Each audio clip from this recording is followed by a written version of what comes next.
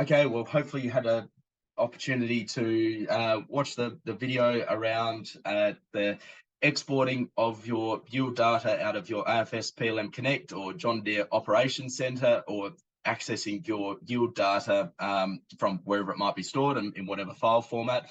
And if you have run into some issues with the importing function in CropScan N-GAUGE, then please let us know. We'll be able to have a fix to get that yield data in. So we want to make sure you're getting the most out of utilizing N-GAUGE, and its power really comes together once we do have that protein and yield in the app as well. So remember, the yield data does flow in through that CropScan N-GAUGE web portal. So upload in there, and then you'll be able to visualize in N-GAUGE on the app on your phone or smart device.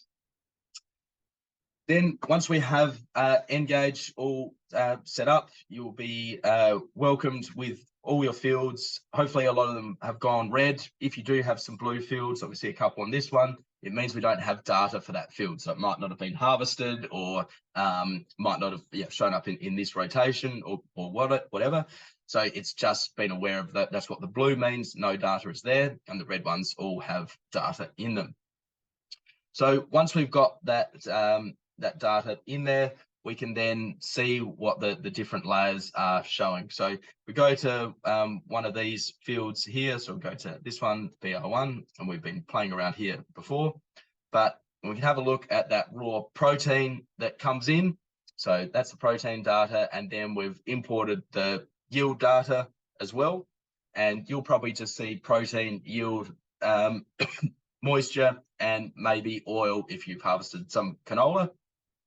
So we'll then utilize this data to run through the analytics. So once we've, you'll see in our tray, and remember this arrow at the bottom, if your tray is tucked away, go to your bottom right, and that little arrow will pull your tray out when you are on the individual fields. And running the analytics to get these other layers that we've generated down the bottom that you'll see is we've got to have protein and yield in. And if we do have that, then we can go up to the top left to the magnifying glass with the little arrow in it, hit that, and then we go select a value, which is select the year, which is the 2022 harvest, and go confirm. And then the data that you've got imported will then set up the formulated layers calculation. So you have correlation radius, which will default to 50 meters, which is saying how much area around those yield and protein sites are we correlating together.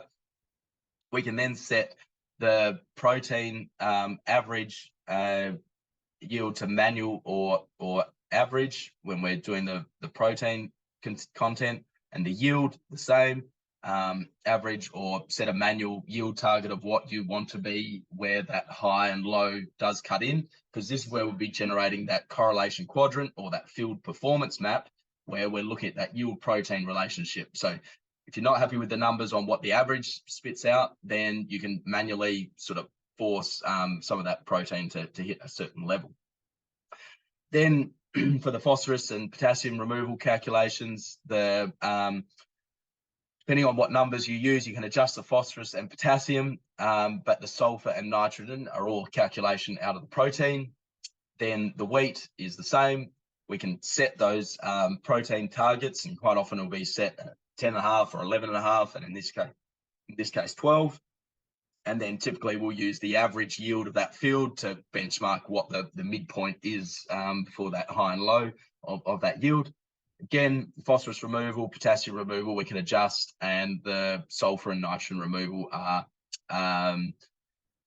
pre-calculated off that protein measurement. Then we go submit, and it'll run the calculation from there, and build it out from there. So once we've got that, we'll then that'll go off and render these maps, and you'll be then greeted with an array of new maps, which will include your nitrogen removal.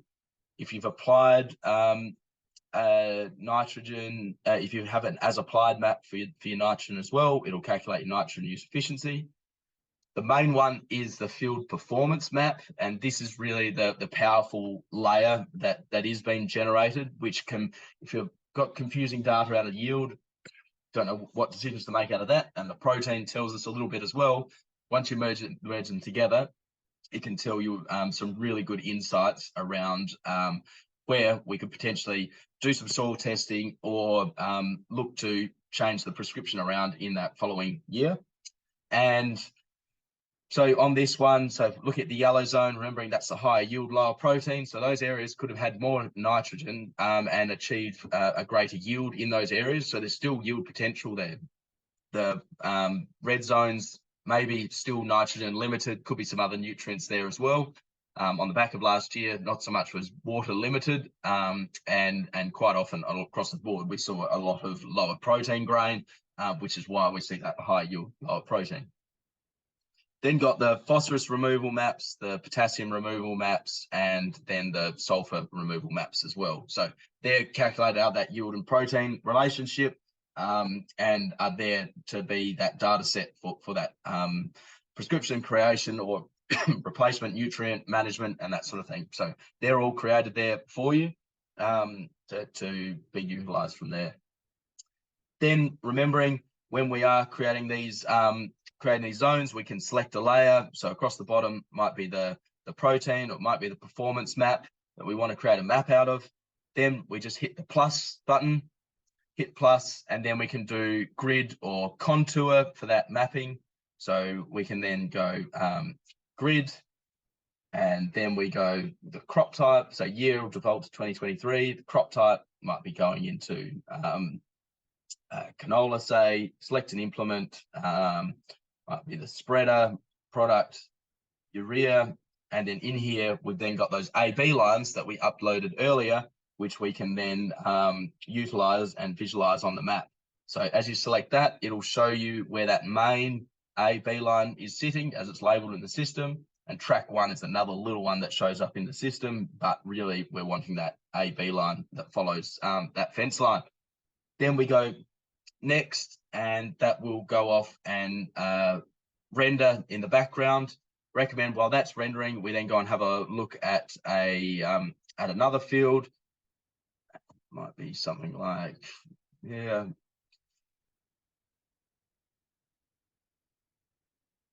one there. So we can look at that canola and say, do we want to generate that into a map?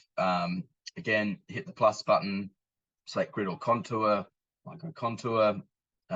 Contours, you can't run the A-B lines, but just to compare, you can go B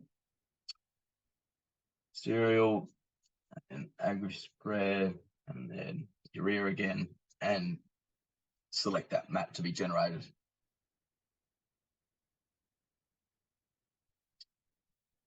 Same again, we can get these maps churned out. So like protein, in this case, might be a yield map we want to pull in.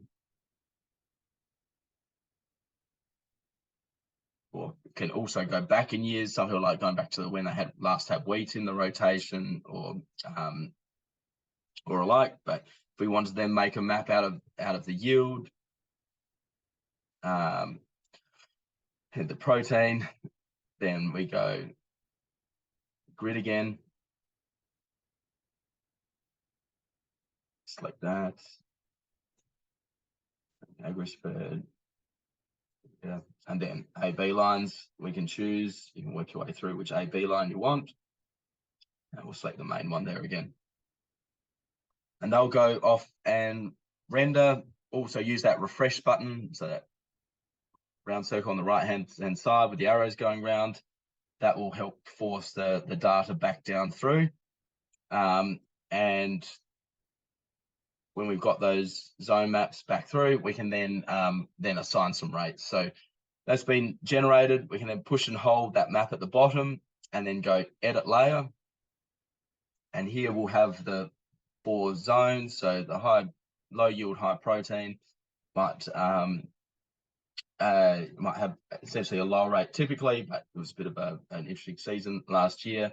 But say that one might get the 100 kilos, then the high yield, high protein might get its 120, low yield might have had its 150, and the low yield, low protein might be its 120 again.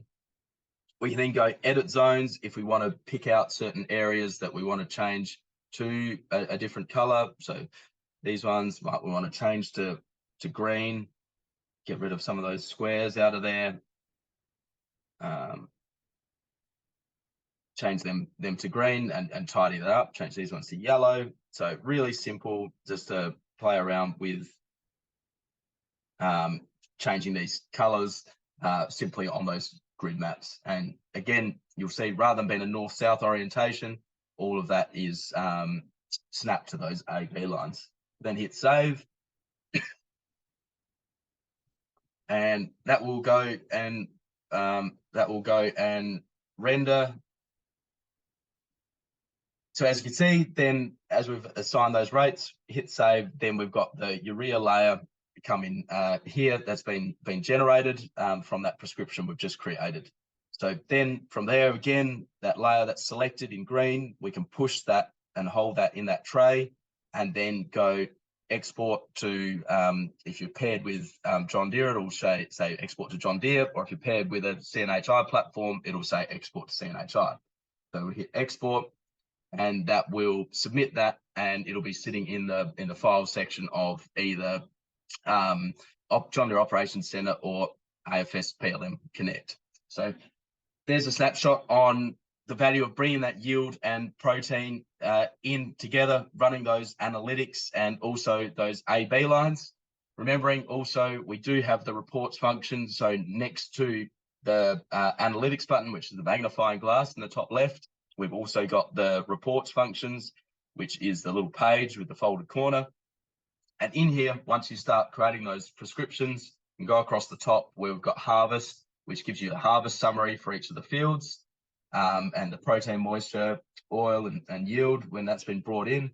The fertilizer, so any fertilizers that you've had saved in the system, whether it's urea, MAP, or gypsum in this case as well, it'll be tallying up each of the fields that you've generated a prescription and give you a total requirement or total volume requirement at the bottom, and then also an average rate and total requirement for each field.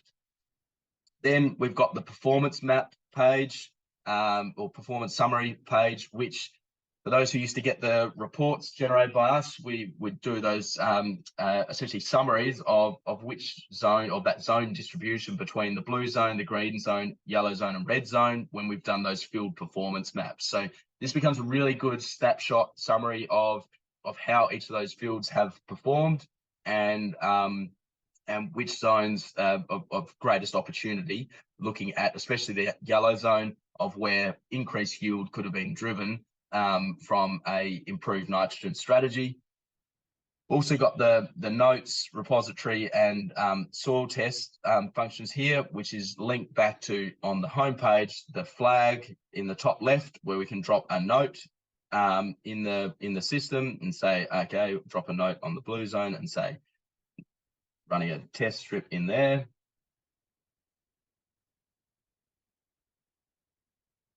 Save that.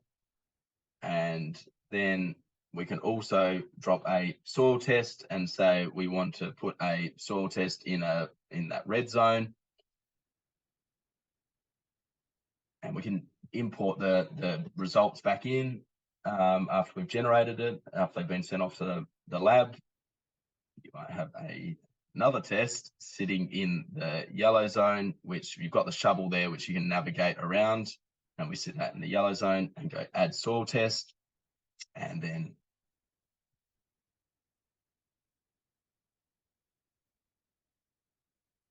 save that as well. So they'll be all then saved in your system, and we can track that data from there. So make sure you go and have a play, see how you go bringing that yield data in, as well as your A/B lines, and we can work through getting that data to all sync up and match up. If you are running into any friction points, generally we do recommend start with your grower farm field hierarchy and make sure that's matching up first. But again, let us know and we can streamline that importing and support that there for you. So thanks for tuning in, and we'll see you on the next training. Thank you.